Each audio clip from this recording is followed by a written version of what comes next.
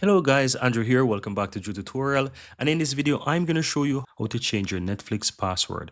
Once you sign into Netflix, preferably on your computer, hover over your account on the upper right hand side and click an account.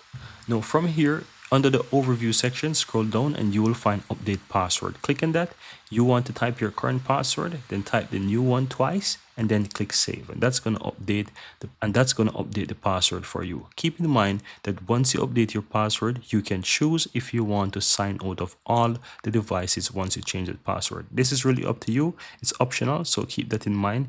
If you don't want to sign out, then go ahead and uncheck it. But if you want to, after you change the password or during the process, keep a check, click save, and the password will be changed and all devices will be signed out. I recommend keep it checked, especially if you feel like your account is under threat or someone else has access to it or whatever reason, right? Go ahead and keep that check. But that's pretty much it, guys.